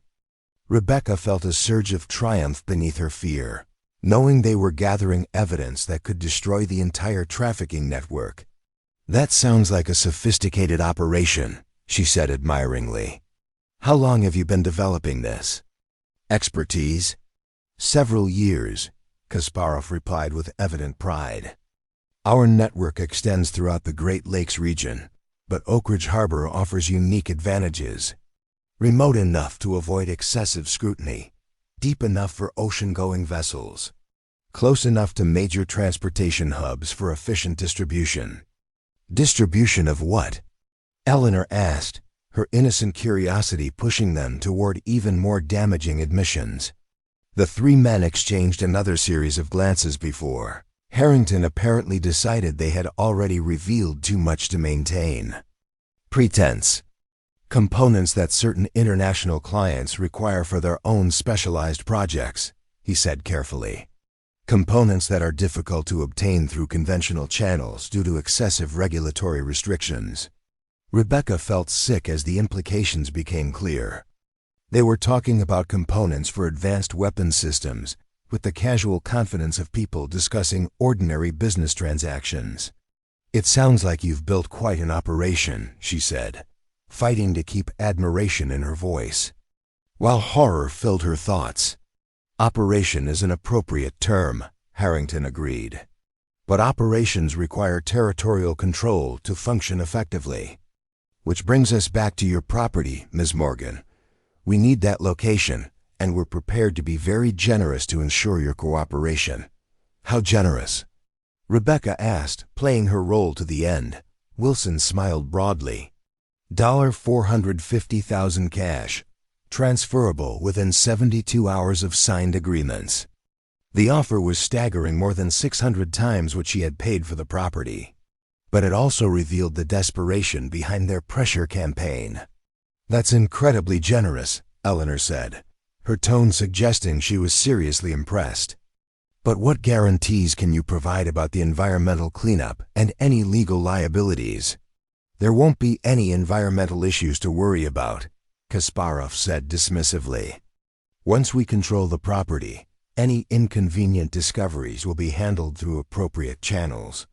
Certain government contacts ensure that regulatory problems disappear." "Government contacts?" Rebecca asked, her curiosity now genuine and alarmed. "Not everyone in the intelligence community appreciates excessive oversight of their retirement income," Harrington explained with a cold smile. "Former agents often find private sector consulting arrangements quite profitable, especially when their expertise involves managing sensitive facilities." The revelation that they had corrupted intelligence officials to protect their operations added another layer to the conspiracy.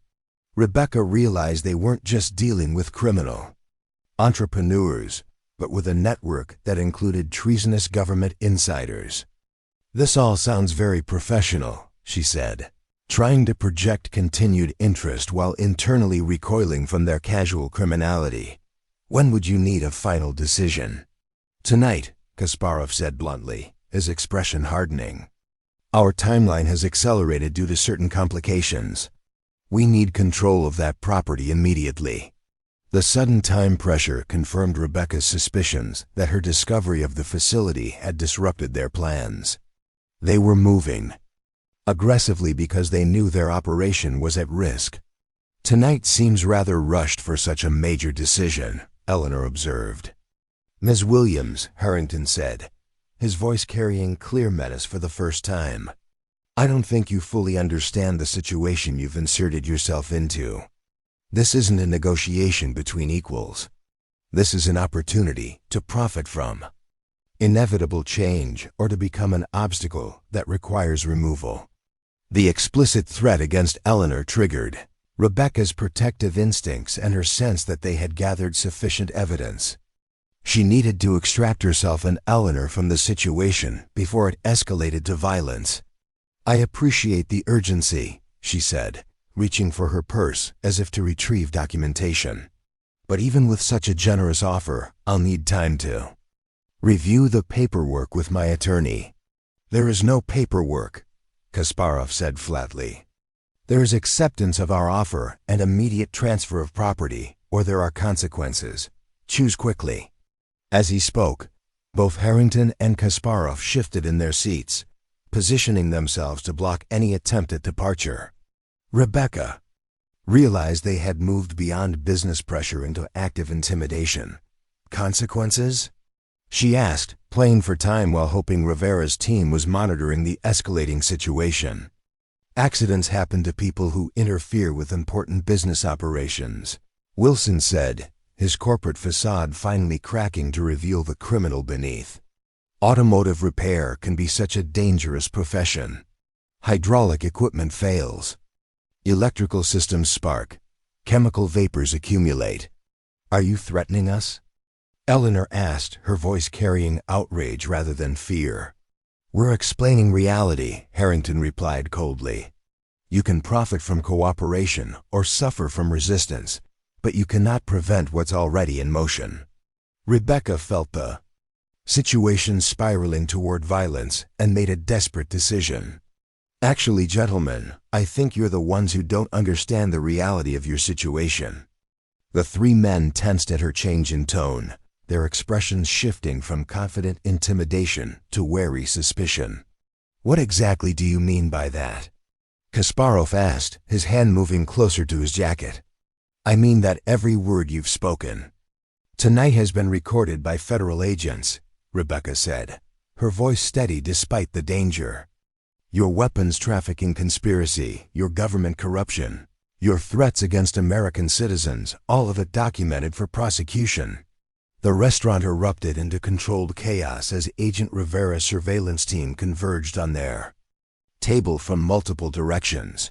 Federal agents with drawn weapons surrounded Harrington, Kasparov, and Wilson before they could reach for any weapons or attempt to flee. Federal agents. Hands on the table now. Rivera commanded, her professional authority cutting through the confusion. The look of shocked betrayal on Wilson's face as he was handcuffed provided Rebecca with a moment of pure satisfaction amidst the adrenaline surge.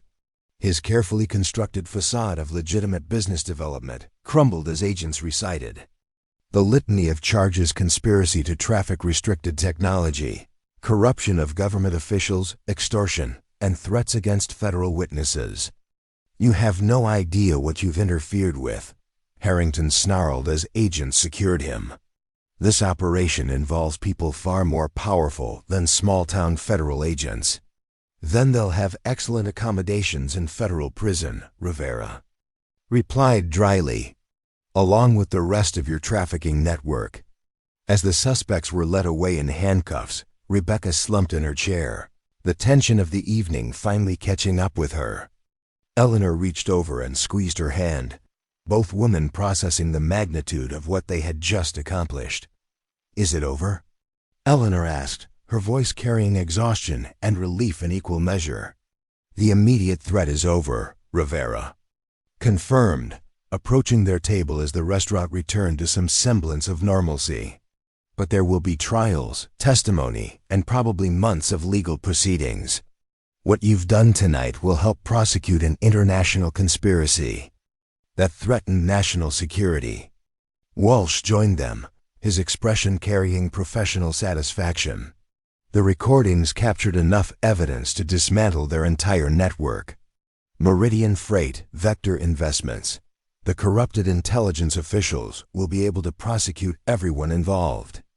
Rebecca felt a wave of relief so profound it was almost overwhelming. What happens to our businesses, to the community? The development pressure disappears immediately, Rivera assured her. With the primary investors in federal custody and their assets frozen, Lakeview Development's Harbor Village project is dead. The industrial district remains exactly as it is. And Alex? Rebecca asked, her maternal concerns paramount, despite everything else. Safe and eager to see you, Kim confirmed, approaching with his phone already dialing.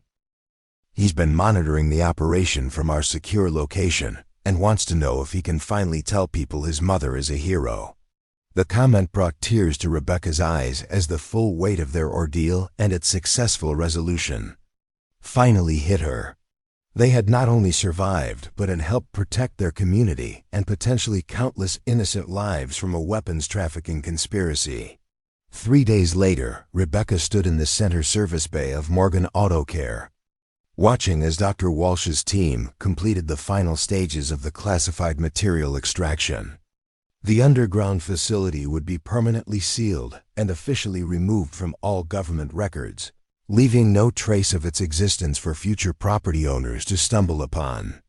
Hard to believe it's almost over, Alex said, appearing at his mother's elbow with a tablet displaying news coverage of the arrests. "Look at this. They're calling you and Eleanor citizen heroes who uncovered a national security threat.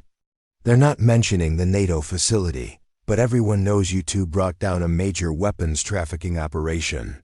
Rebecca smiled at her son's excitement while feeling profoundly grateful that their nightmare was finally ending. "I just wanted to protect our business and our community. Everything else was just doing what needed to be done." "That's what heroes do, Mom," Alex replied with the matter-of-fact wisdom that continually amazed his mother. "They do what needs to be done, even when it's scary." The shop bell chimed, announcing the arrival of Howard and Claire Jenkins, followed by Eleanor and several other business owners from the Harbor District. They had come to express their gratitude and to discuss the future of their newly secure community. "Heard the last of the government equipment was being removed today," Howard said, surveying the shop that had been at the center of so much drama. "Thought we should mark the occasion properly." Claire ate a large covered dish that filled the air with the aroma of her famous lasagna. "Family celebration dinner," she announced. "For the family that saved our community." Eleanor approached Rebecca with a manila envelope and an expression of deep gratitude. "The Harbor District Business Association met this morning," she said. "We voted unanimously to offer you the position of president. Someone who would risk everything to protect this community clearly has the leadership qualities we need." The offer touched Rebecca more deeply than any amount of money or recognition could have. Just months earlier, these same people had viewed her as an outsider with little chance of success. Now they were asking her to lead them into the future. "I'd be honored," she replied, accepting the envelope containing her official appointment. Alex beamed with pride as the assembled business owners broke into applause. "Does this mean we're really staying?" he asked quietly. "We're not just staying," Rebecca assured her son. "We're home." As the celebration continued around them, Rebecca reflected on the extraordinary journey that had brought them to this point. A simple $750 investment in a failing auto shop had led to uncovering an international weapons trafficking conspiracy, exposing government corruption, and ultimately strengthening the bonds of community in ways she never could have imagined. The underground chamber with its NATO secrets would remain sealed forever, but its discovery had revealed something far more valuable: the truth that ordinary people armed with courage and determination could stand against powerful forces and create positive change that rippled far beyond their own lives. 6 months later, Morgan Auto Care had become one of the most successful automotive businesses in the region. Rebecca's transparent pricing and digital customer service had attracted clients from throughout the area, while her leadership of the Harbor District Business Association had helped revitalize the entire waterfront community. Alex had started a small business of his own, providing social media and digital marketing services to local companies. His experience during the crisis had matured him in remarkable ways, and he was already planning to study cybersecurity in college with the goal of working in national defense. The Jenkins family had become like extended relatives, with Claire teaching Rebecca traditional family recipes while Howard shared decades of mechanical wisdom. Eleanor's parts business was thriving as the district's automotive shops experienced unprecedented growth, and her nephew had been recruited by the FBI's Financial Crimes Unit based on his investigation skills. The warehouse that had once housed Meridian Freight's illegal operations was being converted into a community technical training center, where Rebecca volunteered teaching automotive basics to disadvantaged youth. The program had already placed 3 apprentices with local repair shops, creating a pipeline of skilled workers committed to rebuilding the industrial district.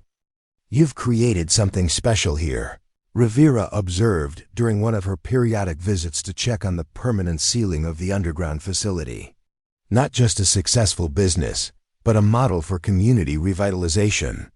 "I had a lot of help," Rebecca replied, watching through the shop window as Alex demonstrated digital marketing techniques to a group of local business owners in the newly renovated customer waiting area. None of this would have happened if people hadn't been willing to stand together. That's what makes your story so powerful, Rivera noted. Most people would have taken the money and run, or hidden in protective custody until the danger passed. You chose to fight for something bigger than yourself. Rebecca had never thought of her actions in such grandiose terms. Each decision had simply been the next necessary step in protecting what mattered: her son's future, the business they were building, the community that had become their home. Sometimes courage is just refusing to give up when giving up would be easier, she said thoughtfully. My father used to say that persistence beats talent when talent doesn't persist. Your father sounds like a wise man, Rivera smiled. The world needs more of that wisdom right now. As Rivera departed, Rebecca returned to the diagnostic computer where she'd been troubleshooting an electrical problem in a customer's aging SUV. The work was challenging, requiring both technical knowledge and intuitive understanding of how complex systems interact. It was exactly the kind of problem-solving she loved: concrete, meaningful, and directly helpful to someone in need. The door chimed again, and Rebecca looked up to see Mayor Thompson entering the shop. Since the arrest of the trafficking network, the town council had been working to strengthen zoning protections for the industrial district, recognizing its vital economic and cultural importance to Oakridge Harbor. Ms. Morgan, the mayor called, navigating between vehicles in various stages of repair. Got time for a quick conversation about the Waterfront Development Committee? For you, Mayor, always, Rebecca replied, wiping her hands on a shop towel as she rose to greet him. What can I help with? We've received a major grant for infrastructure improvements in the Harbor District, he explained, his expression showing genuine excitement. Federal funds specifically designated for working waterfront preservation. The committee needs someone who understands both the business needs and the community vision to help coordinate the planning.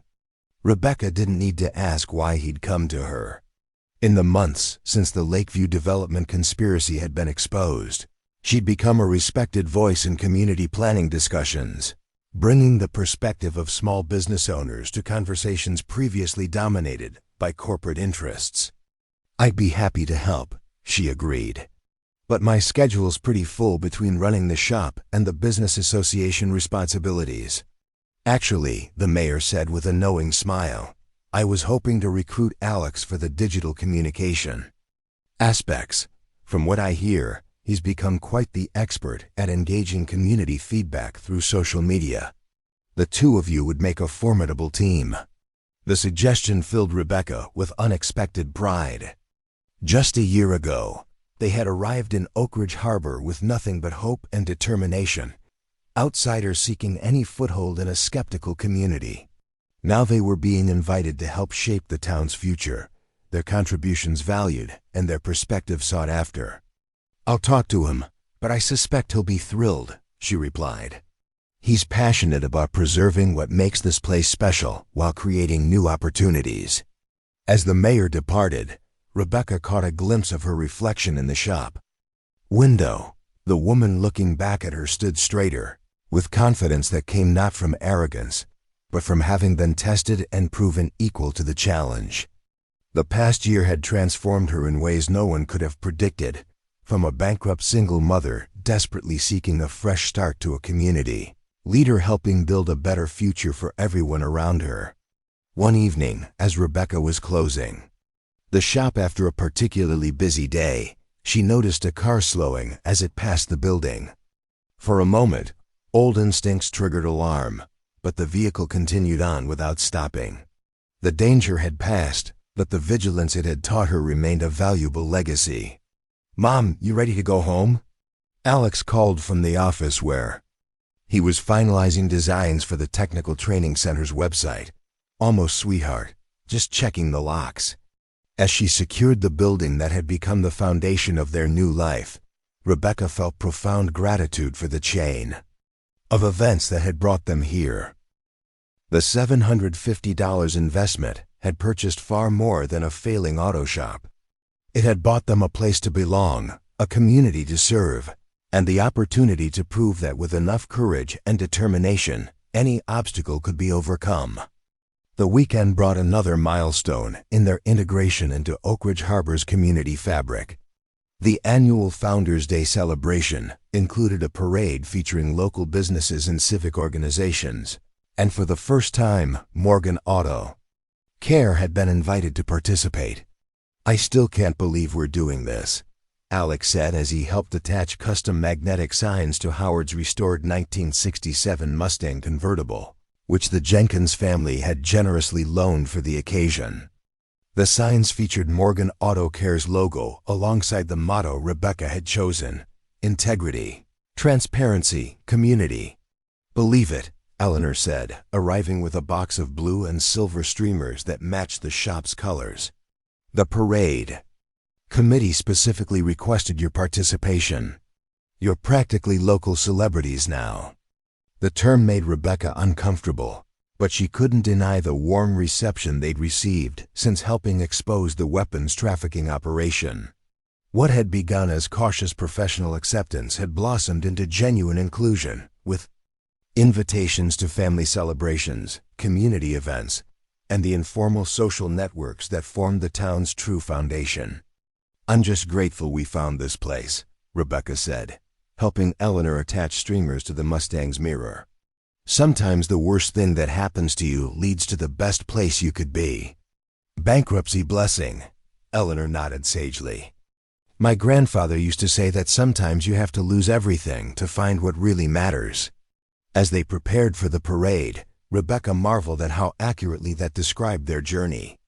The corporate downsizing and subsequent bankruptcy that had stripped away her financial security had ultimately led to something far more valuable: a life built on meaningful work, genuine relationships, and the knowledge that she could face adversity without breaking.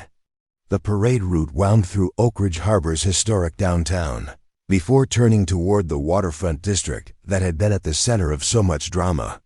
As Howard drove the Mustang at parade speed, Rebecca and Alex waved to the crowds lining the streets, recognizing more faces with each block they traveled.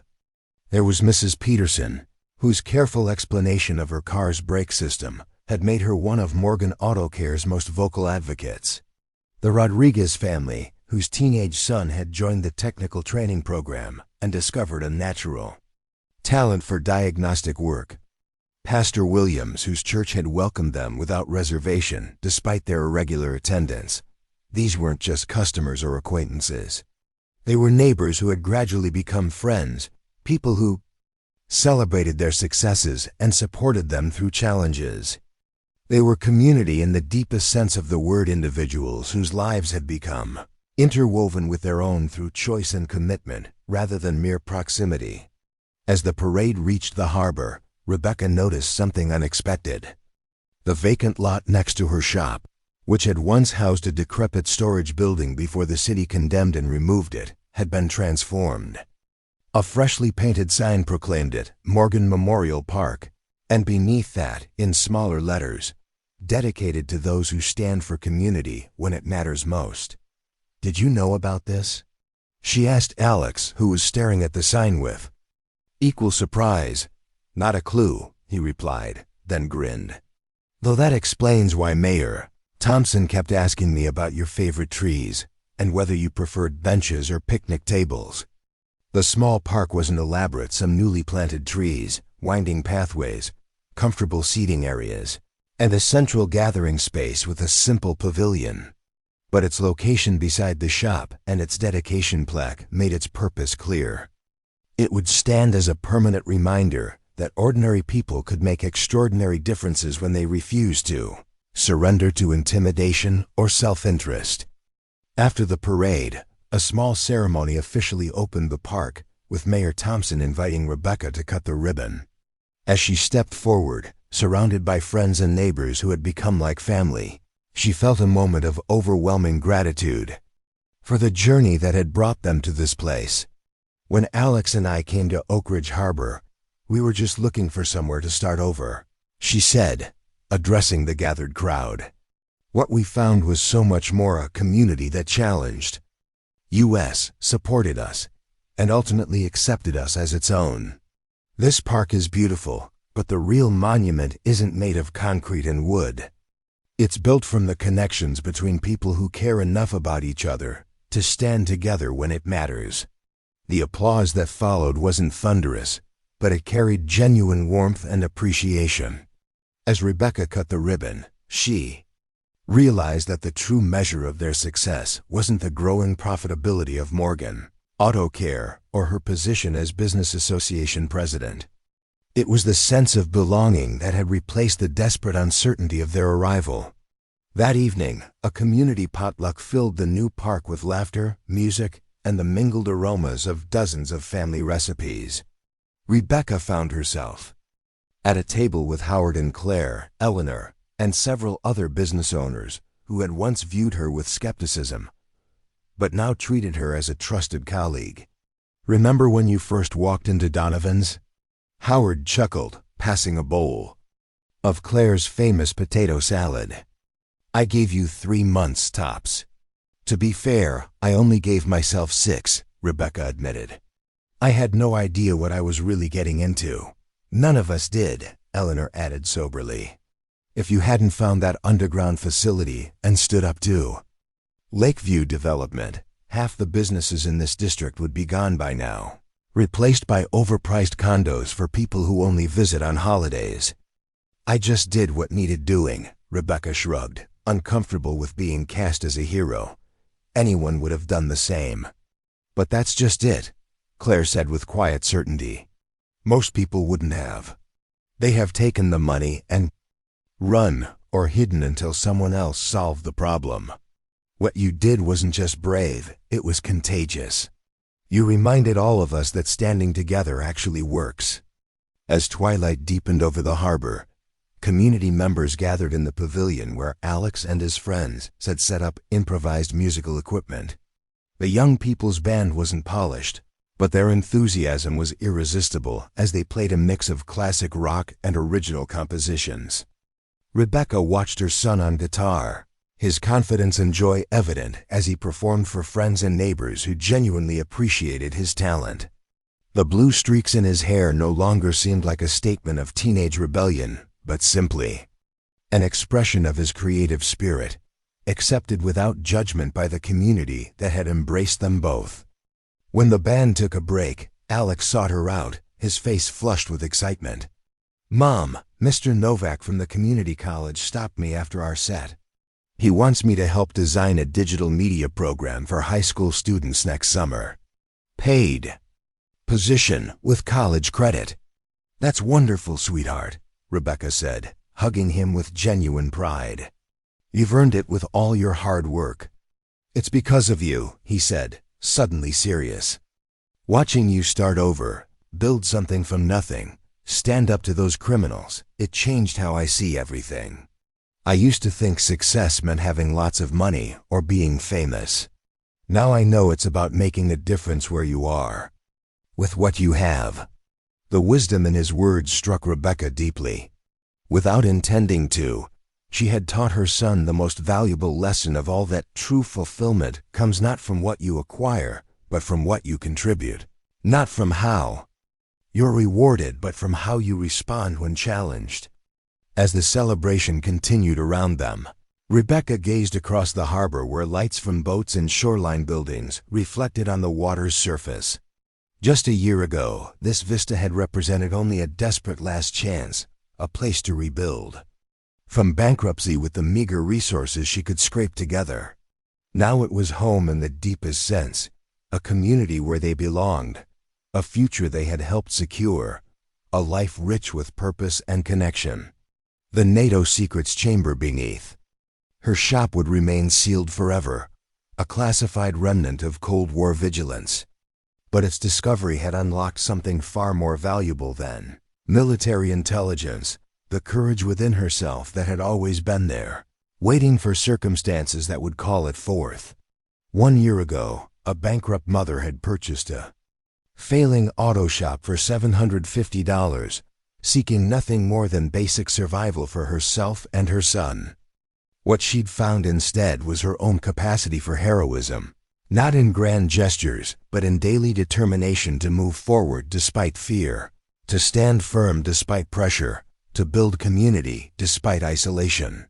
As stars appeared above Oakridge Harbor, Rebecca Morgan realized that the true secret revealed by the hidden vault hadn't been about international espionage or weapons trafficking. It had been about the extraordinary power of ordinary courage, the kind that persists when surrender would be easier, that stands up when backing down seems wiser, that chooses community over self-interest when the stakes are highest. The failing auto shop that had seemed like her last desperate option had become the foundation of a new life richer than she could have imagined. The bankruptcy that had once defined her had been transformed into a blessing that led her exactly where she needed to be. Looking around at the community celebrating in the park that bore her name, Rebecca felt a deep certainty that would carry her through whatever challenges the future might bring. She had discovered the most valuable secret of all, that the power to change circumstances, to build community, to create a meaningful life, had never been hidden in an underground vault. It had been within her all along, waiting for the courage to be claimed. The NATO documents would remain classified, their Cold War intelligence forever sealed from public view.